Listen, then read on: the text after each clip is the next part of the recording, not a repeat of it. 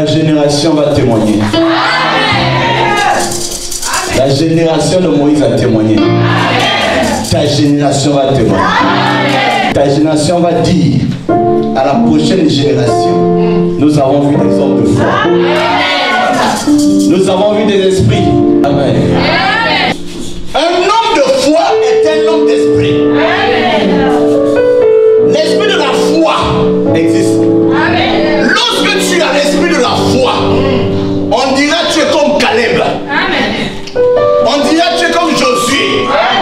Là où Moïse s'arrête, moi je commence.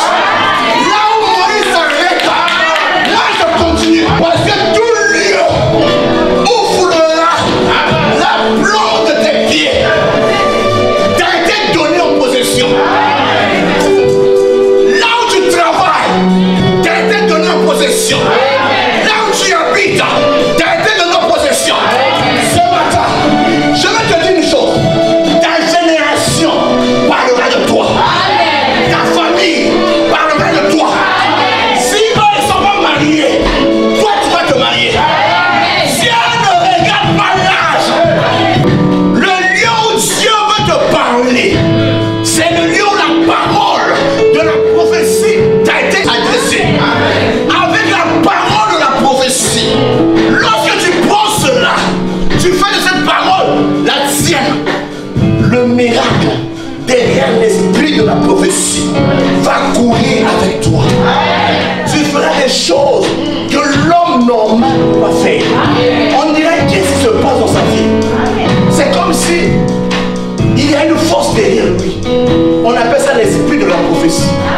Parce que la foi a aussi un esprit. Ça s'appelle l'esprit de foi. Pour l'avoir possédé, la Bible dit, Paul a dit, j'ai cru, voilà pourquoi j'ai parlé. 2 Corinthiens 4:13. J'ai cru. Il faut d'abord croire. Croire à quoi?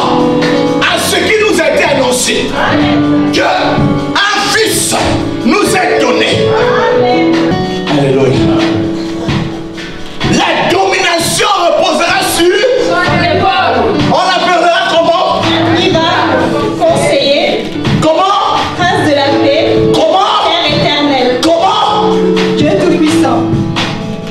Si tu connais Jésus-Christ, non pas un autre Jésus, il n'y en a pas deux. Il est le même hier. Avant que David ne soit, il était. Avant que Moïse ne soit, il était. Avant que nous soyons, il était. Il est l'agneau immolé depuis la fondation du monde. Apocalypse chapitre 13, verset 8. Il est l'agneau immolé depuis la fondation du monde. Il est mort pour toi. Avant que tu le connaisses, il a payé la dette pour toi. Maintenant, je vais dire à une personne, il n'y a plus de condamnation. Il n'y a plus de condamnation pour ceux. J'ai dit pour qui? Qui sont où? Ceux qui ont adopté Jésus comme leur frère. Ceux qui ont adopté Jésus comme leur ami. Ceux qui ont adopté Jésus comme leur Seigneur et Sauveur.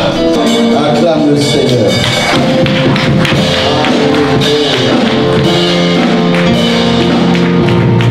Seigneur, nous voulons nous disposer pour la parole. Parce que lorsque la parole est annoncée, c'est pour que quelqu'un puisse avoir de la nourriture pour son esprit, de la nourriture pour son âme, de la nourriture pour son corps. Parce que ta nourriture qui donne la santé dans notre sang, c'est ta parole. La Bible dit, pour avoir reçu la parole, ceux qui étaient malades étaient guéris. Pour avoir reçu la parole, ceux qui étaient liés étaient délivrés. Pour avoir reçu la parole, ceux qui étaient morts sont revenus à la vie. Nous voulons dire merci Père, parce que nous ne sommes que des canaux par lesquels tu vas passer ce matin pour toucher le cœur d'une personne. Nous prions pour que Seigneur nous soyons efficaces encore ce matin. Que le Saint-Esprit nous utilise pour la bénédiction de ton peuple. Merci pour ton œuvre, Saint-Esprit, parce qu'avant que nous parlions, tu as déjà parlé. Reçois la gloire et l'honneur dans le nom de Jésus. Amen. Tu peux t'asseoir. Alléluia. J'ai dit, cette génération parlera de toi. Alléluia. Mais pour qu'on parle de toi, il faut que tes limites soient ôtées. Si tes limites ne sont pas ôtées, ta réputation va rester seulement sur Toulouse. Mais ta réputation peut couvrir le monde. Alléluia. Il n'y a pas de petit métier. Si tu sais faire quelque chose bien, tu seras connu. Il faut que tu reçoives seulement l'esprit de l'excellence pour faire cela très bien. Parce que l'homme excellent sera recherché par les rois. Ce sera ton partage au nom de Jésus-Christ. Je vais parler sur briser les limitations par la puissance de la foi. Amen. Briser les limitations par la puissance de la foi. Nous allons lire Zacharie chapitre 5, versets 1 à 3. La Bible dit, je levai de nouveau les yeux et je regardai. Et voici, il y avait un rouleau qui volait. Il me dit, que vois-tu? Je répondis, je vois un rouleau qui vole. Il a 20 coudées de longueur et 10 coudées de largeur. Et il me dit, c'est la malédiction qui se répand sur tout le pays, car selon elle, tout voleur sera chassé d'ici, et selon elle, tout parjure sera chassé d'ici. Amen. La malédiction est comme une voiture. Amen. La malédiction est comme un avion. Amen. Quel que soit l'endroit où se trouve une personne qui est sous la malédiction, ça veut dire la malédiction a quitté quelque part et est venue à cette personne. Amen. Amen. Amen. Les gens n'aiment pas qu'on parle de malédiction. Amen. Je ne vais pas rester là longtemps. Amen. Amen. Amen. Mais je voulais vous dire que la malédiction court avec vitesse aussi. Amen. Proverbe chapitre 26, verset 2. Comme l'oiseau s'échappe, comme l'hirondelle s'envole, ainsi la malédiction sans cause n'a point d'effet. La malédiction qui n'a pas de cause ne peut pas demeurer. Il y a toujours une cause pour toute malédiction. Amen. Si tu vois une personne qui est maudite, dis-toi une chose que qu'est-ce qui a été à l'origine de cette malédiction? Amen. Parce qu'il n'y a jamais de fumée sans qu'il y ait le feu. Donc, il n'y a pas de malédiction sans cause. Amen. Amen. Si tu vois quelqu'un qui est maudit, il y a des raisons pour que cette personne soit maudite. Amen. Éphésiens chapitre 6, versets 1 à 2. Enfants, obéissez à vos parents selon le Seigneur, car cela est juste. Honore ton père et ta mère, c'est le premier commandement avec promesse. Voilà un commandement de l'Ancien Testament qui a été ramené jusqu'au Nouveau Testament. Ça dit que l'une des causes de la matière de cette génération, c'est le manque d'honneur qu'on accorde aux parents. Ton père peut avoir mal fait. Ton père ou ta mère peut avoir abandonné, ou même ton père a refusé ta grossesse. Quand ta mère était enceinte de toi, et tu étais dans le ventre de ta mère. Papa, pour certaines raisons, il dit, c'est pas mon enfant. Amen. Mais pourtant, c'est son sang. Amen. Et toi, quand tu te lèves, tu reviens au monde, tu ne savais pas que papa avait refusé. Mais ta mère dit, cet homme-là ne sera jamais ton père. Amen. Et tu entends ça, et tu développes en toi une haine contre ton père. Et cette haine-là ne part pas. Ça bloque beaucoup de choses dans ta vie. Amen. La malédiction des parents limite, première chose, la vie de l'homme sur la terre. Tu vois une personne qui est bien née, mais qui ne vit pas longtemps. Les parents peuvent aussi maudire une personne. Quelqu'un me comprend? Lorsque ton père et ta mère t'ont maudit, il n'y a qu'une seule chose à faire. Rechercher le père qui peut ôter la malédiction. Le vrai père. C'est celui que j'appelle mon meilleur ami. Amen. La malédiction avec cause a toujours eu des effets. Quelqu'un me comprend? Amen. Je suivais un pasteur parler d'un témoignage. Ce témoignage a eu lieu au Nigeria. Un monsieur a enceinté une fille quand il était jeune. Son papa l'a chassé de la maison et dit: tu n'es pas raisonnable. Tu ne peux pas, pendant que tu es encore étudiant, enceinter une femme. L'enfant, au lieu de reconnaître son tort, de l'avouer et de dire: papa, j'ai fait une erreur, j'ai besoin de votre aide, de votre soutien. Mais l'enfant a voulu tenir tête à ses parents. Et le papa dit: toi là, tu ne vas pas réussir dans ta vie. Vous comprenez ce que je dis? Tu ne vas pas réussir dans ta vie. Le monsieur a étudié plus tard. Il a eu des grands diplômes. Mais le travail, il n'a jamais reçu.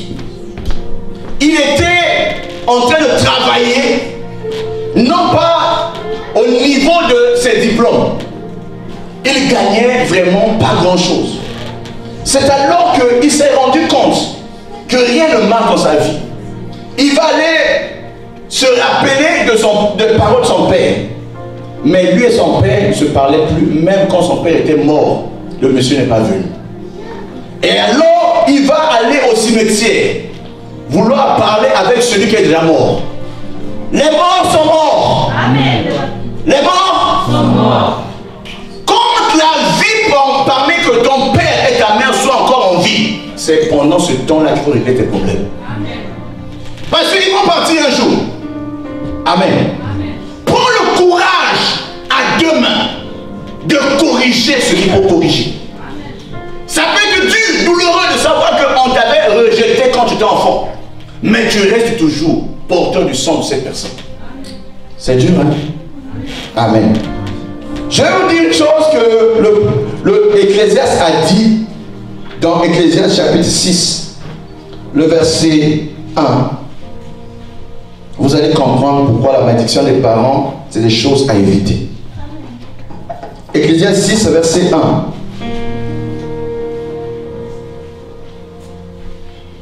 La Bible dit: il y a un mal que j'ai vu sous le soleil et qui est fréquent parmi les hommes. Il y a un tel homme à qui Dieu a donné des richesses, des biens et de la gloire, qui ne manque pour son âme de rien de ce qu'il désire, mais que Dieu ne laisse pas mettre d'en jouir, car c'est un étranger qui en jouira. C'est un mal. Amen. Tu travailles l'argent, mais toi-même tu ne profites pas. Amen. C'est un mal. Tu as l'argent, mais il n'y a pas de réalisation. Amen. On te dira: mais où va ton argent? Ça va dans la position. Ça va dans l'alcool. Amen. Amen. Amen. Mais il n'y a rien qui puisse être tangible pour montrer que cet homme a réussi. Il y a des gens qui ne voulaient pas être alcooliques, mais à cause de la malédiction, ils sont devenus accros à l'alcool. Amen. Amen. Il y a des gens qui ne voulaient pas prendre la drogue, à cause de la malédiction, ils deviennent des drogués. Parce que quand tu cherches dans la vie, tu ne trouves pas de chemin, tu vas chercher des raccourcis. Amen. Et les raccourcis finissent toujours par la prison, bien par se donner la mort. Mais ça n'arrivera pas. Au nom de Jésus-Christ. Ecclésiaste toujours, chapitre 10, verset 7. J'ai vu des esclaves sur des chevaux et des princes marchant sur terre comme des esclaves. Amen. Un esclave sur un cheval, mais un prince marchait à terre. C'est incompréhensible. Amen. Mais cela se passe lorsqu'une personne est maudite. Tu vas voir que malgré que la personne a le potentiel, mais on le met toujours à l'écart. Mais ceux qui ne valent rien, c'est eux qui sont les chefs. Ça veut dire que le monde tourne à l'envers. Cela c'est quoi? Le combat de la malédiction. Ce matin, je vais te dire une chose. La malédiction va partir de toi. Quelle que soit la durée de la malédiction. La malédiction est venue un jour. Et elle doit partir aussi un jour. Au nom de Jésus-Christ. Je vais vous parler d'une autre malédiction qu'on appelle la malédiction de la loi. Pour avoir désobéi à Dieu, ce qu'une personne connaît comme malédiction. Amen. Deutéronome 28, verset 45. Toutes ces malédictions viendront sur toi. Elles te poursuivront et seront ton partage, jusqu'à ce que tu sois détruit, parce que tu n'auras pas obéi à la voix de l'Éternel ton Dieu, parce que tu n'auras pas observé ses commandements et ses lois qui te prescrivent. Amen.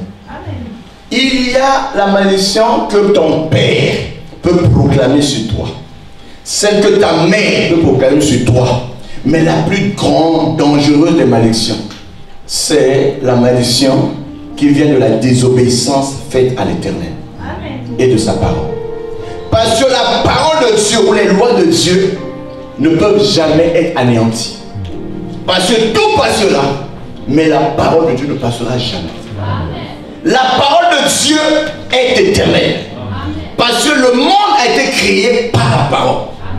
Et la fondation de la terre est soutenue par la parole. Parce qu'au commencement, Dieu a dit que la lumière soit, et la lumière fut. Dieu a créé toutes choses par la parole. Donc la parole est la fondation sur laquelle le monde a été bâti. Nous le comprenons parce que par la foi, nous comprenons que le monde a été créé par la parole. Alors, si Dieu donne un commandement, une personne s'oppose à cela, ça veut dire que cette personne brise la loi. Et cette personne va subir les conséquences attachées à la loi.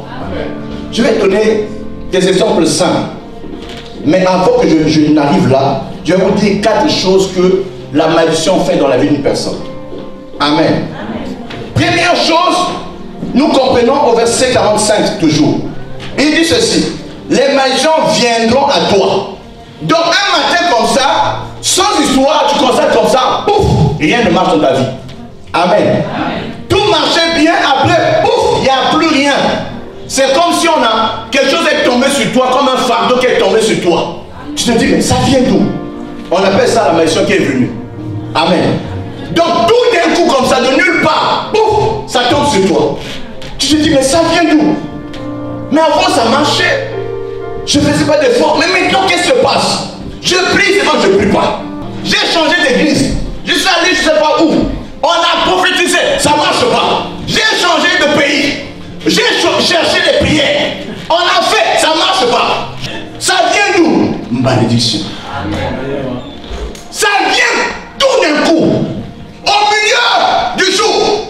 Ça te surprend au milieu de la nuit. Tu partais au boulot, on te dit, toi on ne veut plus de toi. Tu avais une femme, il dit, je ne veux plus. Tu avais des enfants, ils commencent à mourir un à un. Ça vient d'où? Job l'a dit, ça vient d'où? Qu'est-ce qui m'arrive, Job? Il dit, j'avais l'argent, mais l'argent n'est plus. J'avais une famille, ils sont tous morts. J'avais des enfants, des maisons, mais les maisons sont détruites. J'avais des bêtes, il n'y a plus de bêtes. Un jour où tu ne t'attends pas, ça vient pour tomber sur toi. Mais je veux dire à une personne, il y a un Dieu qui peut arrêter cela. Il dit la flèche qui vole en plein jour ne va pas t'atteindre. J'ai dit ne va pas t'atteindre. La maladie qu'on appelle la peste qui vient au milieu de la nuit ne viendra pas chez toi. Seulement si tu demeures sous l'abri du Très-Haut. Psaume 91. Celui qui demeure sous l'abri du Très-Haut repose à l'ombre du Tout-Puissant. C'est alors la malédiction ne peut pas l'atteindre. Qui est la fondation de ta foi? Sur quoi te refuges-tu? Oh, j'aime David. Il dit, le nom de l'Éternel est une tour forte. Et le juste trouve là-bas son refuge. Je ne sais pas si sur toi, ton refuge, c'est les fétiches de ton père. Je ne sais pas si pour toi, le refuge, c'est le féticheur du quartier. Mais je vais te dire, il y a un nom qui est connu au ciel, qui est connu sur la terre, qui est connu sur la terre. Au ciel, on connaît Jésus. Sur la terre, on connaît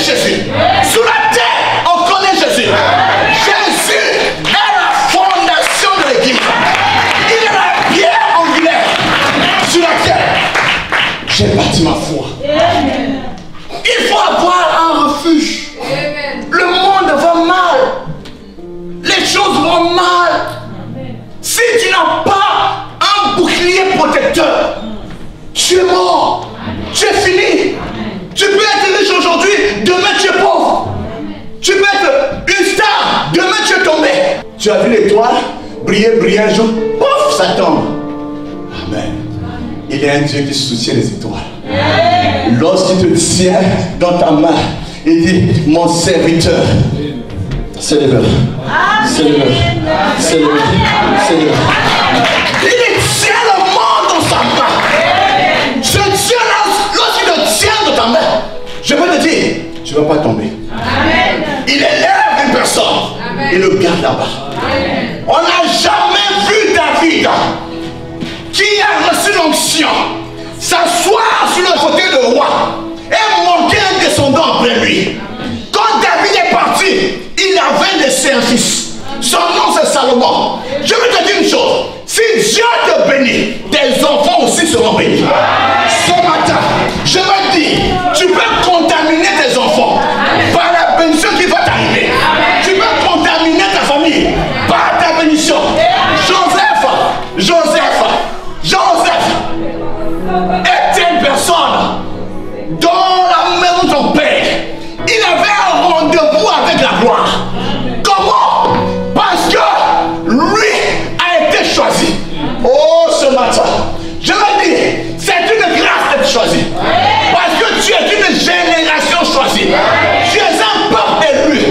Selon non pas le conseil des nobles, selon la préséance, selon la volonté parfaite de Adonai, de El Shaddai.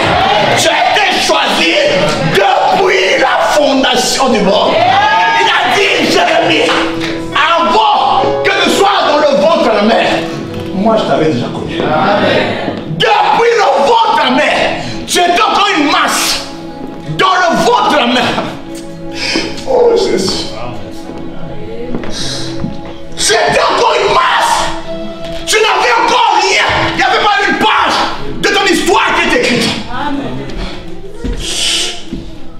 Jésus t'avait déjà connu. Amen. Ne tourne pas tes yeux à regarder les hommes. L'homme ne peut pas t'aider.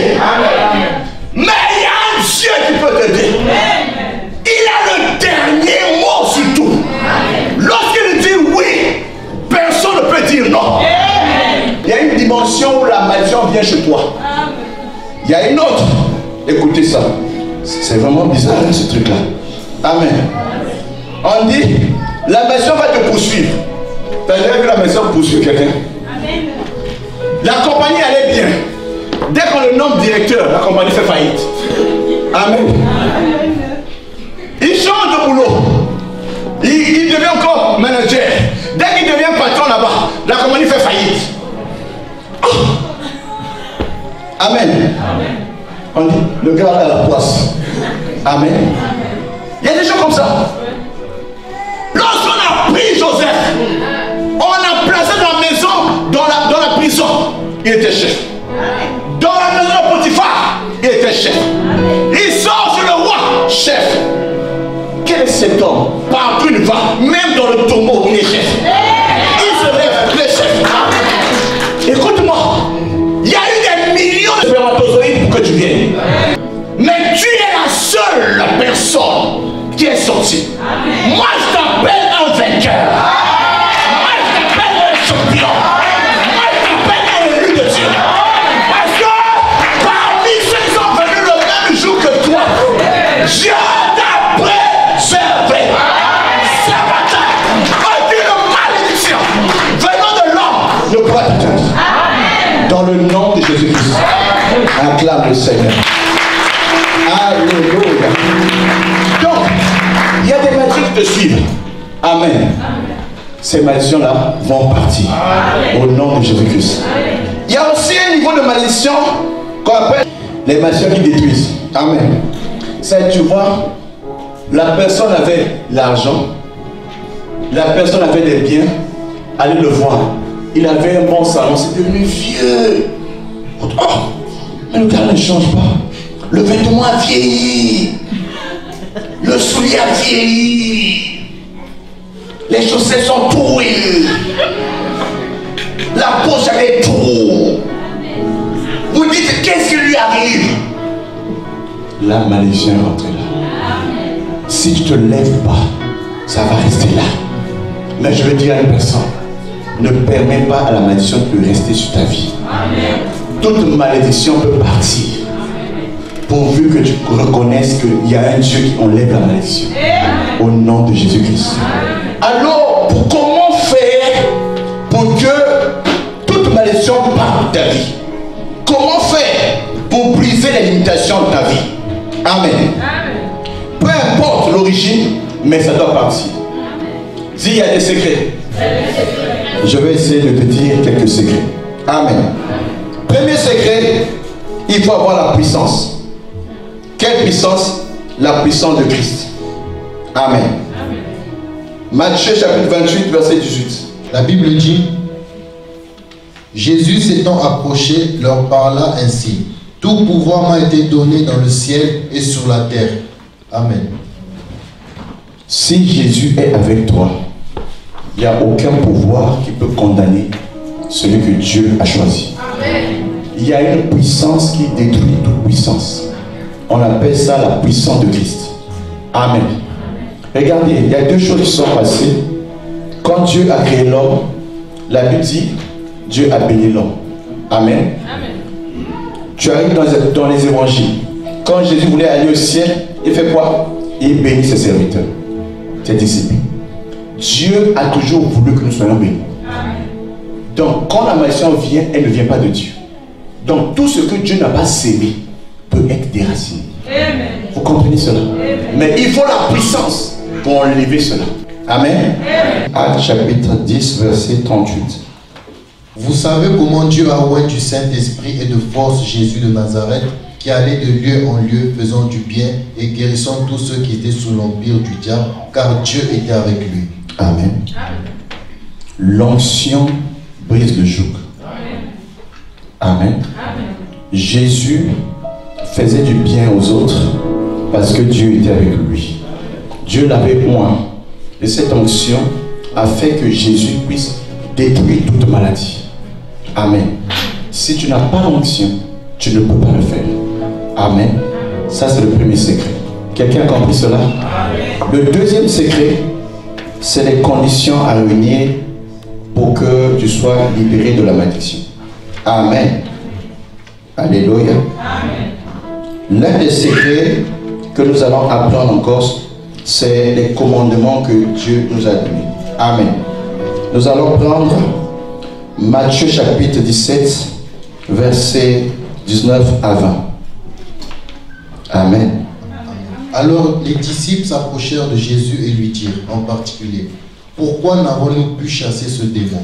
C'est à cause de votre incrédulité, leur dit Jésus. Je vous le dis en vérité, si vous avez la foi comme un grain de sénévé, vous direz à cette montagne, transporte-toi d'ici là, et elle se transportera. Rien ne vous serait impossible. Amen. Amen. Il y a des situations qui sont difficiles dans la vie d'une personne.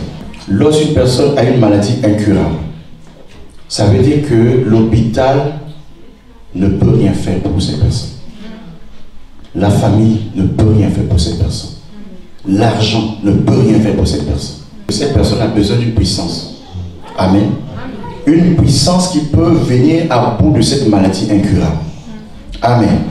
Lorsque tu as une montagne en face de toi, il y a un traitement à accorder à la montagne. Il faut parler à la montagne. Amen. Amen. Il faut d'abord enlever le doute de toi. Si le doute ne part pas de ton cœur, aucune montagne ne peut partir. Je veux que tu comprennes que l'ennemi de la foi s'appelle le doute. Si le doute ne quitte pas ton cœur, aucune parole que tu vas dire aura de l'effet. C'est de l'abandon du cœur que la bouche parle. Il faut que tu sois d'abord rempli de conviction qu'il n'y a aucune montagne qui peut rester devant Dieu. Il faut que tu sois rempli de la conviction que lorsque Dieu dit une chose, personne ne peut s'opposer à cela. Il faut que tu sois rempli de la condition que Dieu guérit toute maladie. Si tu peux comprendre tout cela, tu mets ça dans ton cœur, ça devient comme comme une banque dans ton cœur. C'est alors quand la banque va s'ouvrir, vous allez voir, la parole qui va sortir va guérir les maladies. La parole sera l'épée dans ta bouche pour guérir toute maladie. Quelqu'un a compris ce premier secret? Il y a une femme qui avait 12 ans de maladie incurable. Amen. La cause de sa maladie n'est pas donnée. Amen. On dit, son nom ne connaissant pas. Mais on dit, elle a souffert pendant 12 ans. Elle avait l'argent. Elle pouvait partir chez les médecins.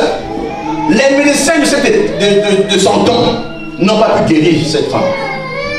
C'est alors que cette femme s'est dit en elle-même, si je continue à rester comme ça, je vais mourir. Quelqu'un m'a dit, je vais mourir. Il y a des maladies qui te tuent, que tu veux ou non. La maladie ne vient pas pour te caresser, la maladie vient pour te tuer. Il tue un petit femme et tu vas partir. Vous comprenez cela? La maladie était déjà là. 12 ans le sang ne faisait que couler. La femme a tenté par les médecins. Les médecins n'ont pas pu donner la solution. Je te dis, si les médecins ne peuvent plus, il y a un Dieu au ciel qui peut tout. Amen. Cette femme s'est dit, non mais, moi je refuse de mourir. Moi je veux vivre. Mais pour vivre, il faut d'abord déclarer cela. Je ne mourrai pas, je vivrai. Je raconterai les œuvres de l'Éternel. Même si ma chair arrive à se détruire, mais mes yeux verront l'Éternel. Car mon Rédempteur est vivant. Il se lèvera à Dijon. Il va enlever toute maladie dans ma vie. Vous comprenez ce que je dis? Je suis en train de créer en toi la foi parce que je vais prier pour les cas des maladies incurables. Aujourd'hui, tu seras guéri. S'il n'y a pas, si tu as encore l'incrédulité, je t'en prie, commence à enlever cela. C'est pas moi qui va faire. Amen. C'est pas moi. Amen. Tous les témoignages vous entendez, cancer guéri, diabète guéri, sida guéri. C'est pas moi. Amen. Quand Dieu guérit, il ne dit pas, Omar, j'ai guéri. Moi, je conseille seulement la personne de maladie. Ça va, hein, pasteur, ça va. Amen. Ce matin, tu vas dire, pasteur, ça va. Alléluia. Mais cette femme qui a coulé le sang pendant 12 ans de sa vie, elle est rentrée en elle-même. Elle a eu la vision, on appelle ça la vision de la foi. Amen. Elle est rentrée en elle-même. Ça veut dire que ça ne se trouve pas dehors, ça se trouve en toi. Elle s'est dit alors, là c'est le corps, son âme qui parle. Si je puis seulement toucher le bord de son vêtement, je serai guéri. Elle s'est rassurée, elle s'est persuadée, elle s'est déterminée alors. Elle s'est dit, la seule chose à faire, c'est de mettre en application ce que j'ai dit. Elle a fait ce qu'on appelle le pas de la foi. Aller vers Jésus. Mais elle arrive là où Jésus était. Il y avait la foule, tout le monde voulait être guéri. Mais elle a dit, mon cas est plus important que le vôtre. Alléluia. Elle a fait une interruption dans la marche de Jésus. Jésus partait pour ressusciter une personne. Mais en chemin, elle a tenu seulement le bord du vêtement. Mais en tenant le bord du vêtement, l'onction électrique a touché son corps. Elle commençait à faire ça.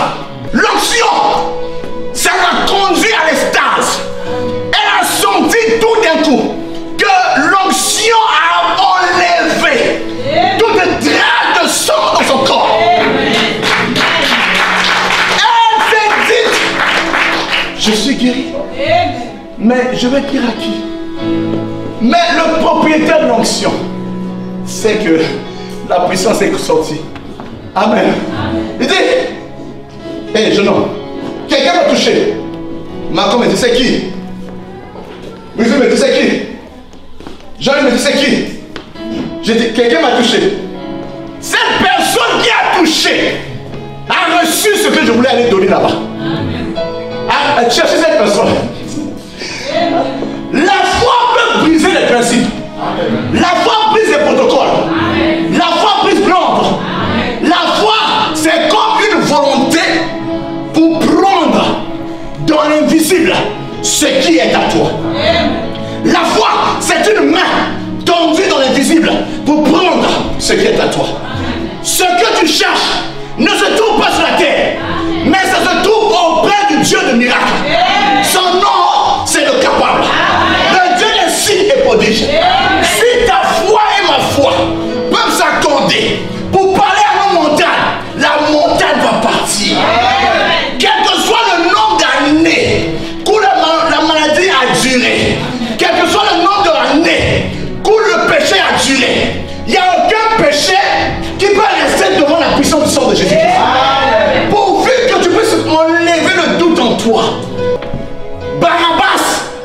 crucifié. Barabbas était mauvais. Mais Jésus a dit, laissez-le, je prends sa place. Quelqu'un va prendre ta place ce matin. Quelqu'un va agir pour toi ce matin.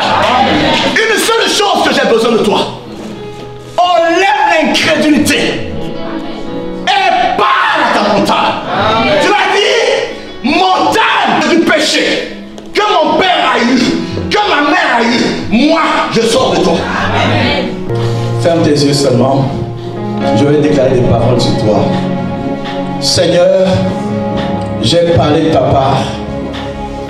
Je n'ai pas la prétention de dire que je suis Jésus-Christ. Je n'ai pas la prétention de dire que je suis le Saint-Esprit. Mais j'ai la prétention de dire que je suis fils de Dieu.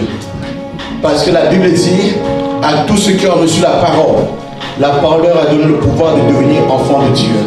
Lesquels sont nés ni de la volonté de la chair, ni de la volonté du sang, mais de la volonté de Dieu. Seigneur, en tant qu'enfant de Dieu, en tant que fils du royaume, tu m'as donné le pouvoir. Je t'imposerai les meilleurs malades et les malades seront guéris. Je libère ma foi maintenant sur toute maladie incurable maintenant. Maladie de la folie. Aujourd'hui, libère la tête de cette sœur. Libère, libère, libère, libère, libère. Maladie des nerfs. Je me lève contre toi maintenant. Quelle que soit la durée que tu as fait dans ce corps, tu n'as pas mission de demeurer à toujours. Je me lève avec le sang de Jésus-Christ et je proclame, libère ce corps, libère ce corps, libère ce corps. Au nom de Jésus-Christ, je parle à quelqu'un que les règles étaient bloquées. Aujourd'hui, je libère l'onction sur toi. Que tout ce qui était bloqué en toi comme règle soit libéré maintenant au nom de Jésus-Christ. Je parle maintenant à cette personne qui est rentrée. Il avait un problème au niveau de ses os. Ça peut être le genou, ça peut être l'os de fémur. Je parle à cette personne que cette maladie qui a duré pendant longtemps, qui était au niveau de tes os, reçoit la guérison maintenant. Maintenant. Maintenant. Maintenant. Je parle à cette personne qui avait un problème cardiaque. Aujourd'hui même, c'est le l'heure de ta guérison maintenant. Je relève la guérison sur toi maintenant. L'hypertension s'arrête. L'hypertension te libère. L'hypertension te libère. Au nom de Jésus-Christ, je parle à cette personne dont les cheveux sont en train de tomber. J'arrête cela maintenant. Par la résurrection, reçois la grâce. Sois libéré. Sois libéré. Au nom de Jésus-Christ. Je parle à cette personne qui a un défi au niveau du travail. Tu vas, on ne te prend plus. Aujourd'hui, les portes sont en train d'être ouvertes. Par l'onction au nom de Jésus-Christ. Au nom de Jésus-Christ. Je parle à cette personne. La nuit, les autres dorment. Toi, tu ne peux pas dormir. Parce que tu as des douleurs. Tu te réveilles avec toujours des couvertures. Tu as l'insomnie. Quelle que soit la cause de cela maintenant, sois libre. Sois libre. Sois libre. Sois libre. Sois libre. Sois libre. Sois libre. Tu as reçu un rapport médical qui dit que le nombre de jours est compté. Aujourd'hui, je vais te dire, il y a un autre rapport. Jésus a dit que tu vivras. Tu ne mourras pas. Tu vas raconter les œuvres de l'Éternel. Reçois la grâce. Sors du tombeau. Sors du tombeau. Par le feu et par le nom de Jésus-Christ. Au nom de Jésus-Christ. Lève tes mains vers le ciel. Dis Seigneur merci. Parce que tu le fais.